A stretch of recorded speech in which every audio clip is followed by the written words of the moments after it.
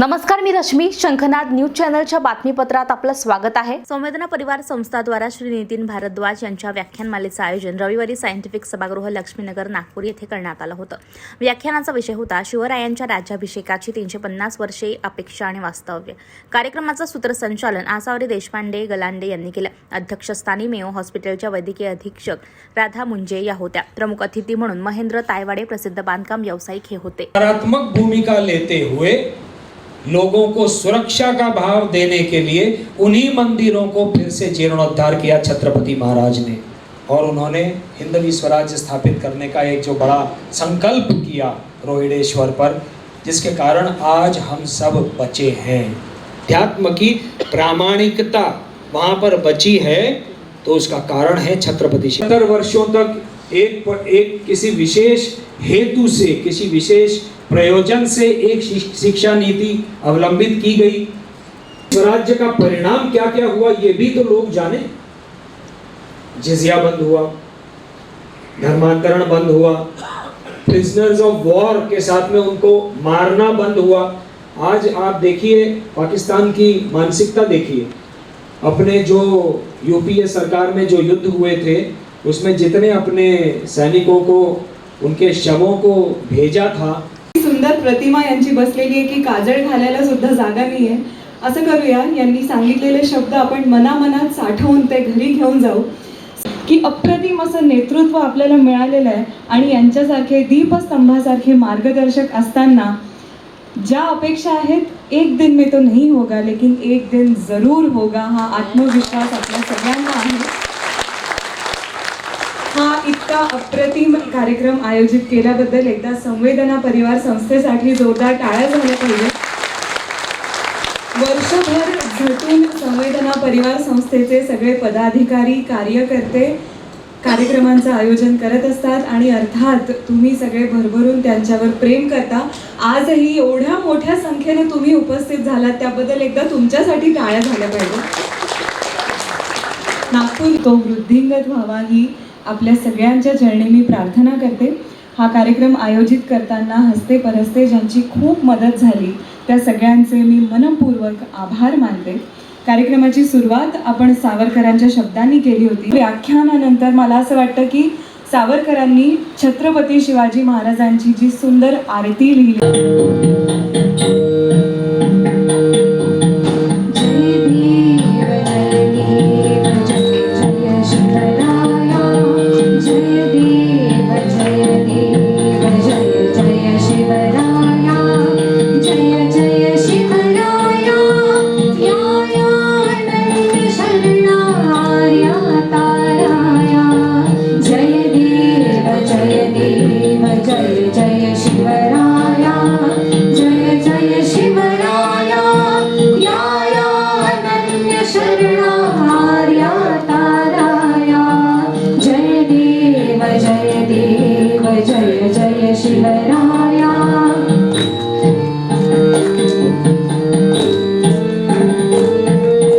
अलग से निर्माण तब तक कर लिया था।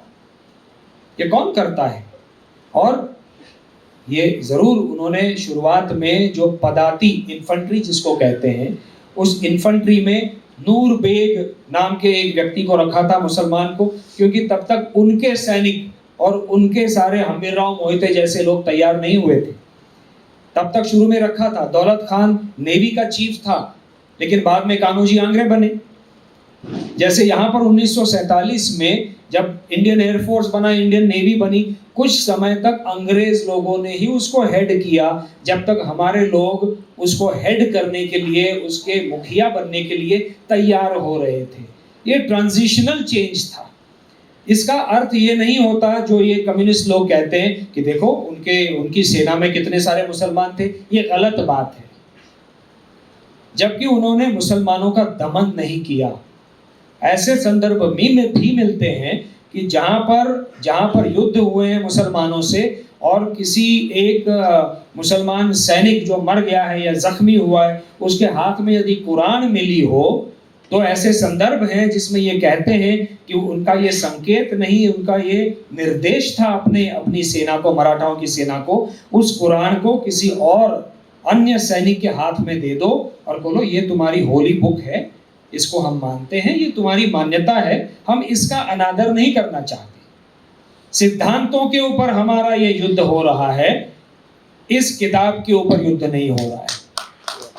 और यही छत्रपति शिवाजी महाराज की नीति जो है वो संभाजी महाराज ने भी इसको वैसे ही चालू रखा था। और ये एक बड़ी विशाल हृदय दिखाने की एक प्रथा परंपरा जो है वो केवल एक हिंदू शासक ही कर सकता है।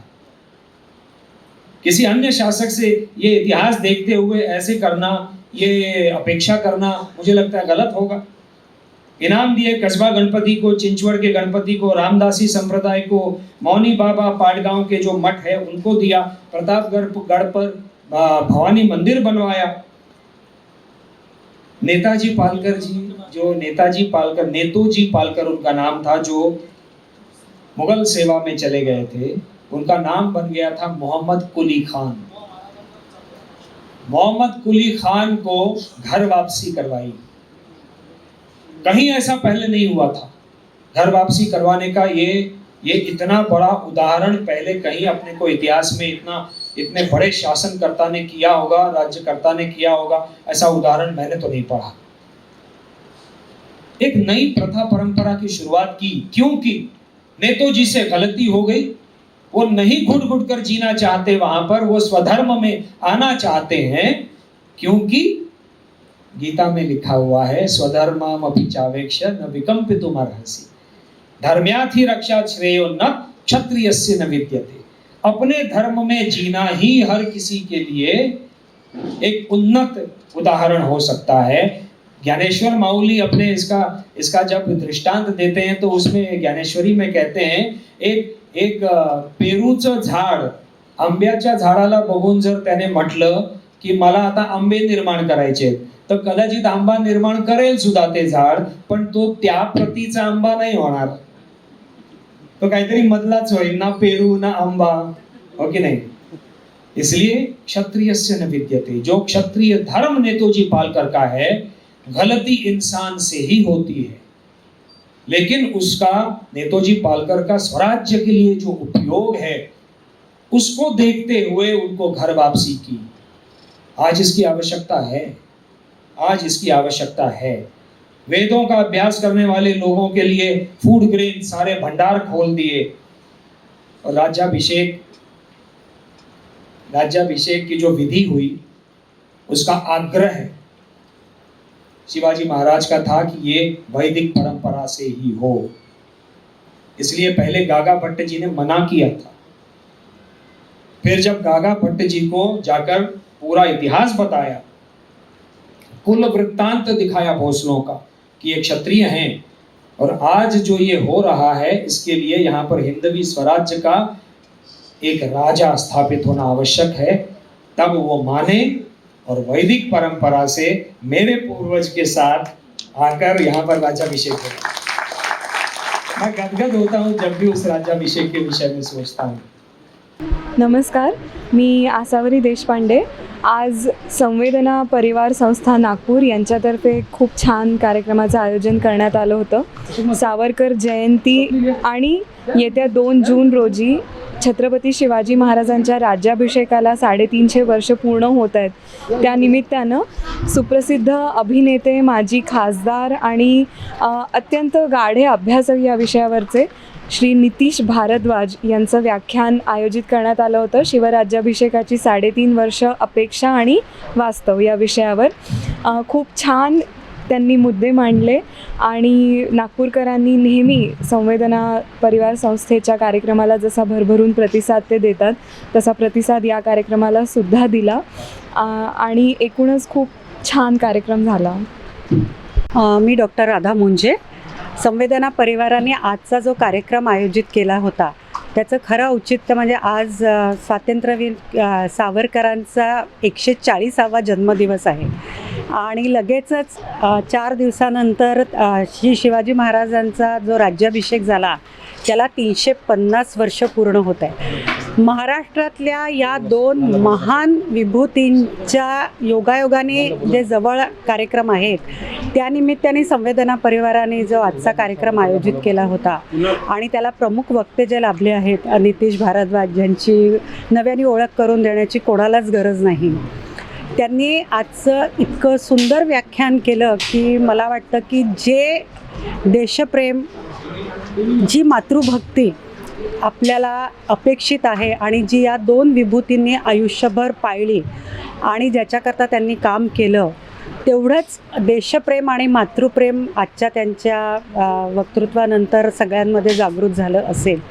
इतिहासाची त्यांनी खूप सुंदर माहिती दिली आणि आपल्या अनेक अपेक्षा जरी असल्या तरी त्या कुठल्या आहेत आणि त्या कशा प्रकारे पूर्ण व्हाव्यात याबद्दल पण छान विवेचन केलं. आजचा एक अतिशय सर्वांग सुंदर कार्यक्रम मला स्वतःला अनुभवायला मिळाला. आपलेवाले संवेदना परिवार संस्थेचे सचिव साधारणतः नागपूर शहरामध्ये मागील 12 वर्षापासून आपण विविध व्याख्यानमाला आयोजित करतो आणि साधारण व्याख्यानाची मेजवानी नागपूरला देत असतो. पण विषय हा फक्त आपण 11 वर्षाला सावरकरांना घेऊन विषय आपण तो विषय घेत चालला जातो. त्या संबित पात्रा म्हणा, त्यानंतर सुब्रमण्यम स्वामी, शरद पोंक्षे, हिमानी सावरकर, राकेश सिन्हा, नितीनजी गडकरी, आपले आता आजचे वक्ते नितीश भारद्वाज आणि सावरकरांचे विचार, आचार आणि त्यांचे सगळ्या समाजामध्ये पोचले पाहिजे आणि मुळात सावरकरांना भारतरत्न मिळालं पाहिजे यासाठी आमचा सगळा हा खटाटोप सुरू आहे. आणि नक्कीच सावरकरांना भारतरत्न मिळेल हे औपचारिकता आहे, ते स्वतः भारतरत्न आहेच. त्याच्याबद्दल सर्व जनता आली, कार्यक्रम सक्सेस झाला, त्याच्यामुळे सगळ्यांना जनतेचं अभिनंदन. धन्यवाद. नमस्कार, माझं नाव श्रुती बाईवार आहे. संवेदना परिवार संस्था दरवर्षी निरनिराळे कार्यक्रम आयोजित करत असतात. त्यातला एक हा खूप सुंदर असा कार्यक्रम आयोजित केला गेला आहे आणि दादाने मला लगेच म्हटलं की आज आपल्याला गायचं आहे म्हणून शिवरायांची आरती. सुरुवातीला पण शिवरायांच्याच शब्दांच्या गाण्याने सुरुवात केली आणि शेवटही शिवरायांच्या आरतीशिवाय दुसरा कोणता आम्हाला सुचत नव्हता की शिवरायांची आरती इतकी प्रभावी आहे की त्याच्याशिवाय काही. वीर सावरकरांनीच लिहिलेली वीर सावरकरांनी लिहिले, त्यांचे शब्द अगदी give justice to the show we can say. आणि 350 वर्ष पूर्ण होता राज्याभिषेकाला, त्याच्यामुळे खूप सावरकरांचे धन्यवाद मानते की त्यांनी इतकी सुंदर आरती लिहिली आणि एक युवा लोकांना, आमच्या यूथला एक प्रेरणा दिली आहे देशभक्तीसाठी की आपला दृष्टिकोन काय असावा. त्याच्यामुळे मी धन्यवाद करते. सामाजिक आंदोलन जिसमें समाज में समरसता, जिसको मराठी में हम हमेशा कहते हैं 18 पगड़ जाति, मराठी का ये शब्द है 18 पगड़ जाति, 12 बलूतेदार, ये सारी मराठी की ये शब्दावली है. इन सबको समाहित करते हुए समाज का उत्थान किया, अपनी सेना का उत्थान किया. He was a master strategist. गनीमी कावा हम सब जानते हैं, और रणछोड़ दास, बोलो आप मुझे रणछोड़ दास, कोई बात नहीं. कृष्ण ने भी बोला मैं रणछोड़ दास, शिवाजी महाराज ने भी बोला मैं पुरंदर का तय कर देता हूं. अपना बेटा संभाजी 9 साल का था, भेज दिया मिर्जा राजा जयसिंह के साथ. लेकिन फिर दोबारा सक्षम होकर अंतिम लक्ष्य की ओर जाना है. इतना मास्टर स्ट्रैटेजिस्ट. और अध्यात्म के विषय में क्या कहूं, संत तुकाराम जी से प्रेरणा और अध्यात्म को जाना, स्वामी समर्थ रामदास जी से अध्यात्म को जाना और उस अध्यात्म के ऊपर इस शासन की नींव रखी. और एक आदर्श राजा कैसा हो, आदर्श प्रशासन कैसा हो. और इसीलिए ये जो उदाहरण है हिंदवी स्वराज्य का, मुझे लगता है हिंदवी स्वराज्य और कुछ नहीं है, यही राम राज्य है, यही राम राज्य है.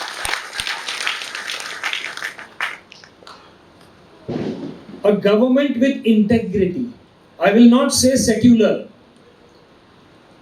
I will not say सहिष्णु. I will say integrity. वो उसके परे जाकर एक शब्द आता है. और इसीलिए ये आज का जो वास्तव है ना, ये आज का वास्तव भी जानना बहुत ज़रूरी है. मैं अपने आप से जब सोचता हूँ कि आज कई सारे लोग मैं टीवी पर बोलते हुए देखता हूँ कि इस्लाम जो है वो शांति का मार्ग दिखाता है.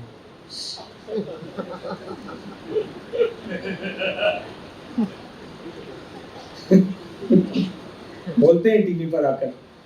इस्लाम शांति का प्रसार करता है। तो मैंने ऐसे ही देखा कि मैंने कहा कौन कौन सी, देखिए जब हम हिंदू धर्म की जितनी संस्थाएं हैं जो पूरे विश्व में कार्यरत हैं, उनके जब नाम गिनते हैं तो क्या आते हैं नाम? रामकृष्ण मिशन, विवेकानंद केंद्र, चिन्मया मिशन, इस्कॉन, आर्य समाज, सत्य शोधक समाज। सर हिंदू परंपरा में, हिंदू धर्म में जाति व्यवस्था को लेकर जो एक दूजा भाव है, जो एक अच्छी चीज नहीं हो रही थी, सत्य शोधक समाज उसके लिए भी काम करता है। उससे हटकर, वैदिक परंपरा से हटकर आर्य समाज, शंकराचार्य जी के चारों मठ, जिनका काम ही है शंकराचार्यों का कि वेदों का और उपनिषदों का प्रचार प्रसार करना। योग यदि हम कहें तो Bihar school of yoga, Iyengar school of yoga, हाँ, योग के कई सारे स्कूल्स हैं, डिवाइन लाइफ सोसाइटी, ये नाम आते हैं हिंदू संस्थाओं के जो पूरे विश्व में कार्यरत हैं। इनका काम क्या है? प्रत्येक मनुष्य को भीतर से शांत करना, ताकि वो अपने अगल बगल में विश्व में शांति का प्रचार प्रसार करे, जिससे वसुधैव कुटुंबकम की जो हमारी व्याख्या है, जो हमारा अंतिम उद्देश्य है, वो पूर्ण हो, विश्व शांति का उद्देश्य पूर्ण हो। व्यक्ति यदि अपने भीतर शांत नहीं होगा तो अपने इर्द गिर्द में कैसे शांति लाएगा? जो रेस्टलेस है, जो अशांत है, वो अपने इर्द गिर्द केवल अशांति लाएगा। इसलिए जो ये हमारे मित्र हैं जो कहते हैं कि इस्लाम तो शांति का प्रसार करता है, मैं उनसे कहता हूं भी ये क्या है? अल कायदा, ये पूरे विश्व में कार्यरत है। Taliban, Boko Haram, Lashkar Taiba, Jaish e Mohammed, Harkatul Mujahideen, Islamic State, ISIS, यही नाम है। ये क्यों है? ये क्यों है? तो जो आपको लगा ना, आप लोगों ने हंस दिया, उसका कोई कारण है ना। मतलब जो ये बोलते हैं उनको ये समझ में नहीं आता कि हम क्या बोल रहे हैं। और इसीलिए मुझे लगता है आज का जो वास्तव है, ये जो नाम मैंने लिए हैं, केरला स्टोरी के माध्यम से लव जिहाद, अब तक लोगों ने कहा लव जिहाद नहीं है, लव जिहाद नहीं है। सुदीप्तो सेन जो उसके निर्देशक हैं और प्रोड्यूसर जो हैं, उन्होंने विपुल शाह ने एक शो में 25 ऐसी लड़कियों को सामने लोगों के प्रस्तुत किया जिन्होंने आकर कहा कि ये मेरी कहानी है, मैं वहां से लौट कर आई हूं। माँ भगवती की कृपा है, जो भी उनका भगवान होगा, शिव जी की कृपा है, कृष्ण की कृपा है, विष्णु की कृपा है, जो भी है, हमारे लिए तो ये सारे ब्रह्म का स्वरूप है। यत् सर्वम खलु इदं ब्रह्म तज्जलानिति च स्फुटम तस्मै श्री ब्रह्मात्मने नमः, योग वशिष्ठ कहता है। उन सब ने कहा मेरे भगवान की कृपा है कि आज मैं जीवित हूं और उस भीषण परिस्थिति से, नरक से लौटकर वापस आई हूं। और फिर भी आप कहेंगे लव जिहाद नहीं है, फिर भी आप कहेंगे कि इसको बैन कर देना चाहिए इस फिल्म को। क्यों? अकबर का केवल रोमांस देखना है और केरला स्टोरी के माध्यम से जो वास्तविक सत्य हो रहा है, उन बेटियों ने, हमारी भगिनियों ने आकर कहा कि ये मेरी कहानी है, इसको आप नजरअंदाज करना चाहते हैं, ये तो नहीं चलेगा। इसको सहिष्णुता नहीं कहते ना, सिलेक्टिव सहिष्णुता तो नहीं चलेगी ना, सिलेक्टिव सेक्युलरिज्म तो नहीं चलेगा ना इस देश में। मुझे लगता है अपेक्षाएं अगर हम आज विचार करें तो नीड ऑफ द आवर बहुत बड़ी है, बहुत बड़ी है। कई सारी अपेक्षाएं मेरी इस सरकार से भी पूर्ण नहीं हुई है। मुझे लगता है छत्रपति शिवाजी महाराज की जितनी पॉलिसीज हैं, नीतियां हैं, उनको ले लेना चाहिए। यूनिफॉर्म सिविल कोड सबसे पहले, क्यों नहीं होना चाहिए यूनिफॉर्म सिविल कोड?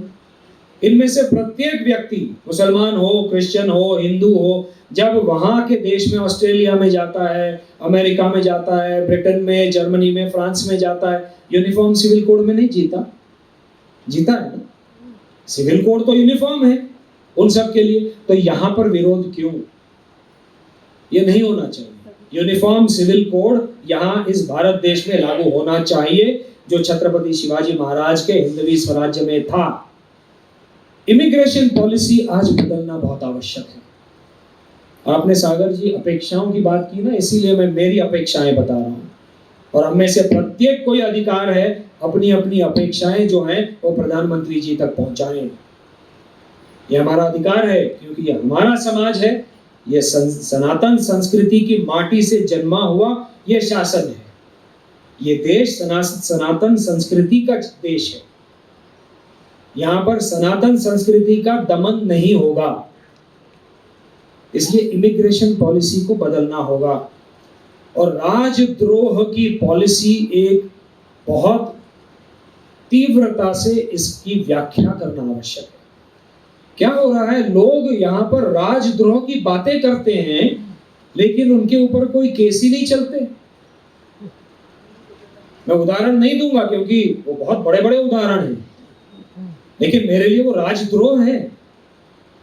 भारत की अक्षुण्णता और अखंडता के विरोध में आज वक्तव्य दिए जा रहे हैं। इसलिए मुझे लगता है ट्रीजन, राजद्रोह की पॉलिसी होनी चाहिए। और डिलीवरी ऑफ जस्टिस सिस्टम अपने यहाँ पर, कारण जो भी हो, जुडिशरी कहती है जजेस नहीं है, सरकार कहती है हमारी कुछ व्यवस्थाएं हैं, कुछ भी हो, न्याय यदि तुरंत नहीं होता तो वो न्याय नहीं होता। ऐसी कई सारी चीजें हैं जिनको मुझे लगता है ये अपेक्षाएं रखना इस शासन से आज एक बहुत बड़ी चीज हुई है। वैदिक परंपरा के अनुसार नई पार्लियामेंट का उद्घाटन हुआ। हम देखिए क्या विपदा है। वो पार्लियामेंट बीजेपी की है क्या? मतलब आज अभी जितना कार्यकाल बचा है उस नई बिल्डिंग में आप जाके नहीं बैठोगे। कांग्रेस के लोग या कांग्रेस प्रणीत जितनी पार्टियां हैं उनके लोग जाकर नहीं बैठेंगे, उसी पार्लियामेंट से वेतन नहीं पाओगे। आज भारत का स्थान कहां है? मैं 90 के दशक में लंदन में रहकर आया हूं 3.5 वर्ष। मैं भुक्तभोगी हूं, मैं साक्षी हूं कि भारत को और भारतीयों को किस दृष्टि से देखा जाता था। एक एक्टर के रूप में जब मुझे ऑडिशन के लिए बुलाते थे तो केवल 2-3 ही रोल हुआ करते थे। कॉर्नर स्टोर का ओनर या किसी एक बड़े मार्क्स एंड स्पेंसर या किसी ऐसे बड़े जे सेन्सबरी में वो जो बड़े शेल्फ्स होते हैं ना, वहां पे सारी सामग्री भरने वाला व्यक्ति या उसका मैनेजर, इतने ही रोल हुआ करते थे। क्या आज ये बात है? भारत को किस दृष्टि से देखा जा रहा है? किस दृष्टि से देखा जा रहा है? मुझे इसका बखान करने की आवश्यकता नहीं है। आज भारत का पासपोर्ट लेकर जब मैं जाता हूं विदेशों में, कोई प्रश्न नहीं करता, क्योंकि उसको पता है कि ये व्यक्ति यहाँ नहीं रहेगा, ये वापस जाएगा। यूरोप की अर्थव्यवस्था चरमरा गई है, अमेरिका की अर्थव्यवस्था चरमरा गई है।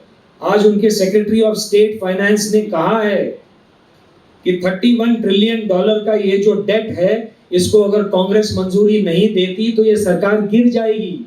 सरकार के पास पैसा नहीं है तो और छापो पैसे। अर्थव्यवस्थाएं पूरी यूरोप में चरमरा गई हैं, एक भारत ही है जहां की अर्थव्यवस्था अच्छे से चल रही है। बस हमें एक चीज करनी है, पॉकेट में कुछ नहीं चाहिए, इतना बोल दीजिए सरकार से। दुर्भाग्य है कि हम जो चीजें पॉकेट में मिलती हैं हम और उसकी मांग करते हैं, ये भी दो, वो भी दो, वो भी दो। आपके सामने मैं एक ऐसा उदाहरण रखने जा रहा हूं उस देश का, वेनेजुएला। नेट पर जाकर पढ़िए। शेवेज जो उसके सोशलिस्ट प्रेसिडेंट हुए थे, उन्होंने सारी चीजें फ्री कर दी। वो देश जिसके पास इस पूरे विश्व का सर्वाधिक ऑयल रिजर्व है, आज भिखमंगों का देश हो गया है। और आज उसकी प्रतिमा पूरे देश में किस लिए है? सेक्स ट्रेड के लिए है। कितनी विपदा है, कितनी विपदा है। वो देश सब कुछ पा सकता था, फ्री में देने से समाज आलसी हो जाता है। कर्म का कोई विकल्प नहीं है, स्वयं कृष्ण ने कहा है, न मे पार्थास्ति कर्तव्यम त्रिषु लोकेषु किंचन। मेरे लिए ऐसा कुछ नहीं है कि मुझे कुछ करना जरूरी है, कोई आवश्यकता नहीं है मैं कुछ करूं, फिर भी मैं अपना कर्म किए जा रहा हूं। कर्म सिद्धांत अपने आप में एक अलग विषय है व्याख्यान का, आज वो शुरू नहीं करूंगा, लेकिन कर्म अपना दैनंदिन कर्म तो करो। वो भी आलस्य के कारण हम अगर करने से चूक जाएं तो हमारा वेनेजुएला बनते देर नहीं लगेगी।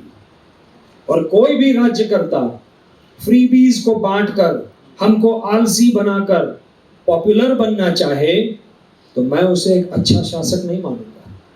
मेरे लिए वो अच्छा शासक नहीं है, क्योंकि मैं चाहता हूं कि मेरा हर व्यक्ति जो 18 पकड़ जाती है ना, वो सारे अपना अपना काम करें। वो काम करेंगे तभी तो अपना रेवेन्यू बढ़ेगा। 3% लोग टैक्स भर के 97% लोगों को कैसे पालेंगे पोसेंगे? ये बंद होना चाहिए। ये सारी नई अपेक्षाएं हैं और इसीलिए मैं समाप्त करना चाहूंगा छत्रपति शिवाजी महाराज का वर्णन जो उनके महाकवि भूषण ने किया है। और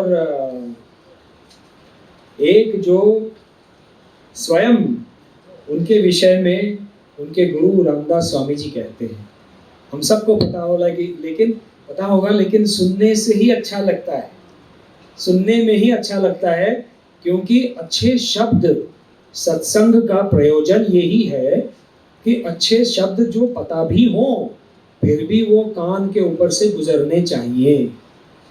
समर्थ रामदास स्वामी वर्णन करते हैं छत्रपति शिवाजी महाराज का, तीर्थ क्षेत्रे ते मोडिली, कोणी मोडली माहिती आहे सगळ्यांना, ब्राह्मणे स्थान भ्रष्ट झाली, सकळ पृथ्वी आंदोळली, धर्म गेला, देव धर्म गो ब्राह्मण करावया संरक्षण, हृदयस्थ झाला नारायण प्रेरणा केली। शूर पंडित पुराणिक, कवेश्वर वैदिक याज्ञिक, धूर्त तार्किक सभानायक तुमचा ठाई, या भूमंडळाचे ठाई धर्म रक्षी ऐसा नाही, महाराष्ट्र धर्म राहिला काही तुम्हा करिता, आपके कारण ये धर्म बचा है, निश्चयाचा महामेरू, बहुत जनासी आधारू, अखंड स्थितीचा निर्धारू, श्रीमंत योगी। माझ्या अंगावर काटा येतो जेव्हा हे वर्णन, आणि तो काय व्यक्तित्व असेल त्या माणसाचं, त्या युग पुरुषाचं।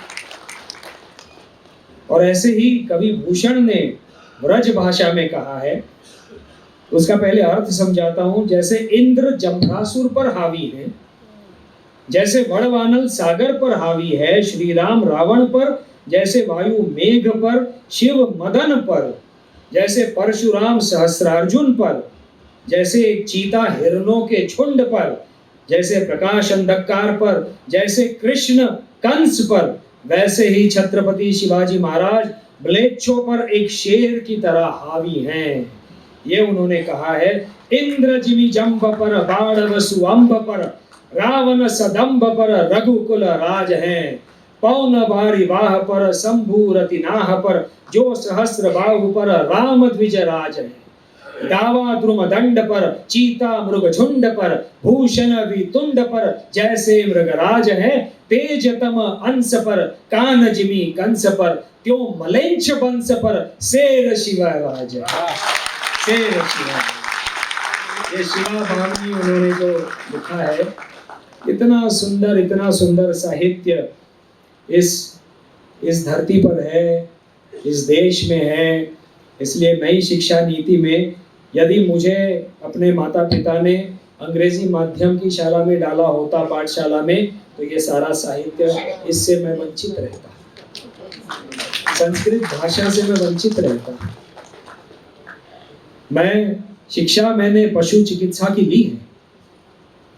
पशु चिकित्सा के क्षेत्र ने मुझे एक वैज्ञानिक दृष्टिकोण जीवन के प्रति प्रदान किया है, लेकिन आज जो मैं कार्य कर रहा हूं वो एक पशु वैद्य का नहीं कर रहा हूं।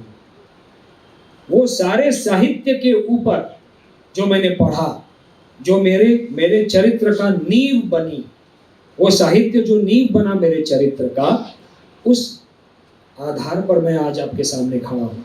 उस आधार पर ये सब बोल सकता हूँ, ये सब पढ़ सकता हूँ, ये समझ सकता हूँ और इस माटी की सभ्यता और यहाँ की संस्कृति और सनातन धर्म को समझ सकता हूँ।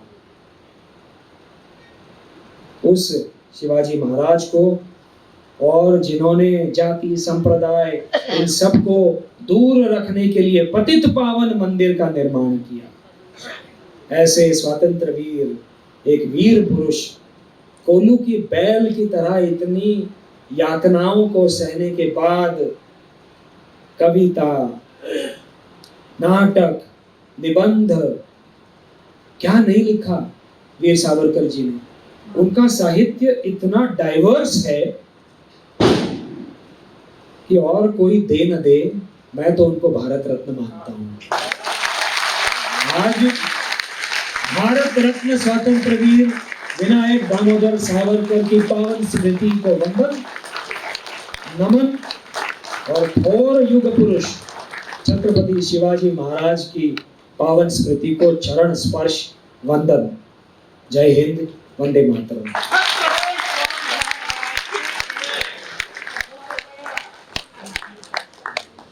तर हे होतं आजचं बातमीपत्र. पुन्हा भेटूयात पुढील बातमीपत्रात. नमस्कार. वाघमारे भिवापुरी मिर्ची, साधारण मिर्ची पाउडर से लगे सिर्फ आधी। मैं कह रही हूँ